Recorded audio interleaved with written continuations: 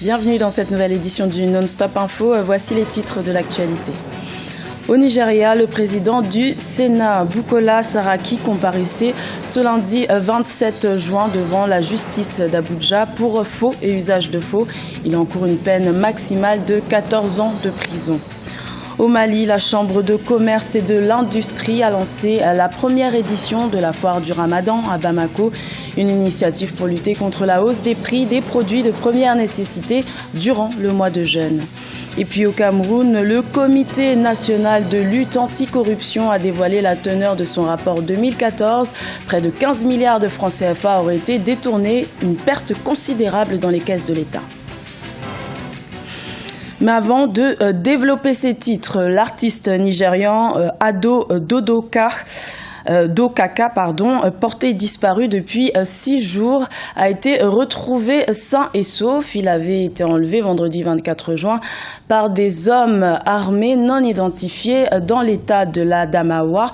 Selon lui, cet enlèvement a pour origine des motifs politiques, car dans son dernier album, il accuse l'entourage du président nigérian Muhammadu Buhari d'être impliqué dans des affaires de corruption. Et justement, au Nigeria, le procès du président du Sénat, Bukola Saraki, a été ouvert lundi 27 juin, puis ajourné au 11 juillet. La troisième personnalité politique la plus importante du Nigeria est accusée d'avoir fait usage de faux pour être élu lors des élections sénatoriales de juin 2015, chose qu'il nie formellement. Il encourt une peine maximale de 14 ans de prison. Les explications et les précisions d'Oumou Kalsoumba. Le procès du président du Sénat nigérian, Bukola Saraki, s'est ouvert ce lundi 27 juin devant la Haute Cour de justice d'Abuja. Le sénateur est poursuivi en même temps que son adjoint pour conspiration criminelle et falsification du règlement du Sénat pour se faire élire lors des élections sénatoriales de juin 2015. Les chefs d'accusation niés par les accusés. Bukola Saraki et son adjoint ont obtenu la liberté conditionnelle avant la tenue du nouveau procès prévu le 11 juillet 2016. Il encourt une peine maximale de 14 ans de prison. Les chefs d'accusation ont été lus et les accusés ont plaidé non coupables. Par la suite, nous avons soutenu une demande de libération sous caution et heureusement, nous avons obtenu gain de cause. Le procès a été reporté au 11 juillet 2016. Selon la justice nigériane, 13 chefs d'accusation pèsent sur le président du Sénat, notamment la possession illégale d'actifs ou encore la fausse déclaration de patrimoine. La justice l'accuse également d'avoir détourné des deniers publics au moment où il était gouverneur de l'État de Wara, à l'ouest du Nigeria, entre 2003 et 2011. Vous vous souviendrez que cette affaire avait été soulevée devant un tribunal civil par certains sénateurs qui avaient écrit une pétition, mais elle est restée sans suite. La corruption et les détournements de deniers publics prennent des proportions inquiétantes au Nigeria. Il est temps que les autorités prennent des mesures idoines pour l'éradication de telles pratiques. Rappelons que Bukola Saraki est membre du All Progressive Congress, parti au pouvoir. Le chef de l'État Muhammadu Buhari s'est engagé à éradiquer la corruption et les malversations très présentes au Nigeria. Également dans l'actualité, en bref, le renforcement de la MINUSMA, la mission des Nations Unies au Mali, a été acté ce mercredi 29 juin. Le Conseil de sécurité de l'ONU a adopté une résolution en faveur de l'envoi de 2500 hommes supplémentaires aux 12 000 soldats déjà présents dans le nord du pays. Le mandat de la MINUSMA a également été renouvelé pour 1 an. Dans l'actualité malienne également, elle était attendue, elle est enfin arrivée. La première édition de la foire du Ramadan a ouvert ses portes depuis le 23 juin 2016 à Bamako. Cette initiative vise à maintenir les prix des produits de première nécessité à des niveaux abordables durant le mois de Ramadan, un mois de grande consommation pour les fidèles musulmans qui constituent environ 90% de la population malienne. Un reportage de notre correspondant Mokhtar Bari. Au Mali, la période des Ramadan dite de pénitence et de partage connaît chaque année la hausse des prix des denrées de première nécessité. Sucre, gaz, légumes, fruits, huile, viande connaissent sans cesse des augmentations abusives. Pour atténuer les souffrances des populations, la Chambre de commerce et d'industrie du Mali a initié une foire dite foire du Ramadan. Elle a pour objectif de vendre à prix social les produits alimentaires. Le Mali est un pays en crise. Le gouvernement s'attelle pour la résolution de ces crises qui est multisectorielle et multidimensionnelle. Et nous, en tant que chambre de commerce, en tant qu'institution consulaire, il est de notre devoir également de prendre toute initiative qui va dans le sens de la relance de l'économie nationale. Donc la foire s'inscrit un peu dans cette optique-là. Du riz, de l'huile, des animaux, mais aussi des habits et bien d'autres produits y sont exposés. Avec plus d'une centaine de stands, cette première édition de la foire du Ramadan connaît la participation d'exposants venus du Mali, du Bénin, du Burkina ou encore d'autres pays asiatiques comme l'Inde et le Pakistan. Cette foire s'étend sur tout le mois du jeûne musulman. Machallah, ça marche parce que les Maliens aiment bien les bijoux. Nous, on vient beaucoup au Mali. On vient à la CAGRI. On vient aussi à la FEBAC. Voilà, toute manifestation qui est au Mali, on vient.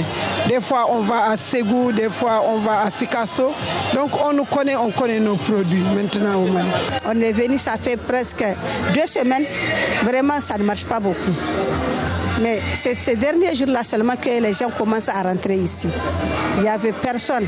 Vraiment, on veut que les femmes viennent vraiment beaucoup. Nous sommes venus, on en profite de cette occasion et de cette foire qui est une première ici, à Bamako quand même, pour venir nous faire connaître aussi et découvrir à la population ce qu'on a comme produit. La foire du Ramadan qui a débuté le 2 juin refermera ses portes le 7 juillet 2016. Elle espère venir en aide aux habitants de Bamako dans un contexte marqué par la cherté des produits de première nécessité. Au Burkina Faso, le gouvernement a décidé de mettre à neuf les cartes grises et les permis de conduire des populations burkinabées, des documents vieux de 1995. Le ministre des Transports a signé le 24 juin 2016 à Paris un accord de production de plus de 3 millions de documents de transport pour près de 15 milliards de francs CFA.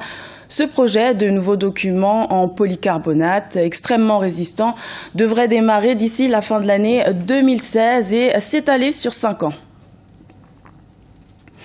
Des détournements de près de 15 milliards de francs CFA, c'est la teneur du rapport 2014 rendu public le 28 juin par le Comité national anticorruption du Cameroun.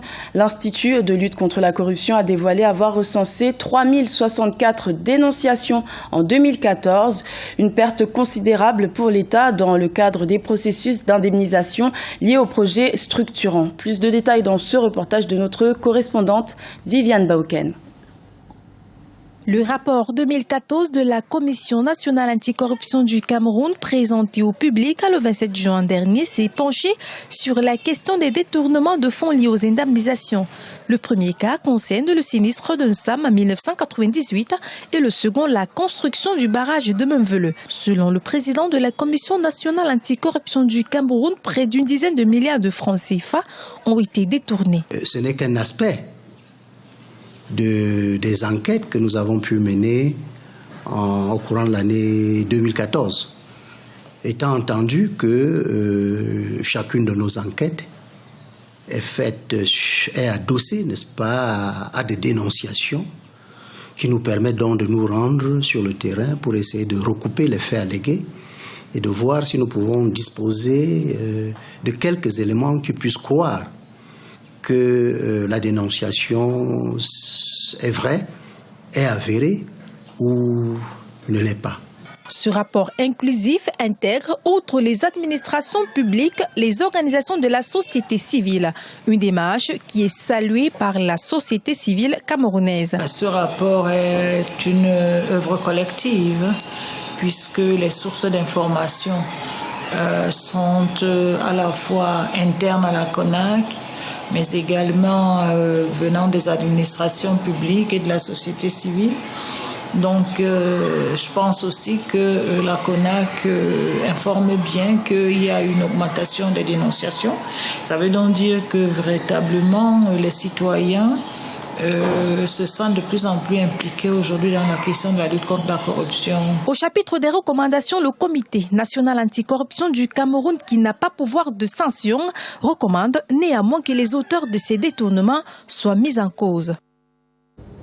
C'était le journal de la rédaction. Merci de l'avoir suivi. L'information continue sur Africa 24.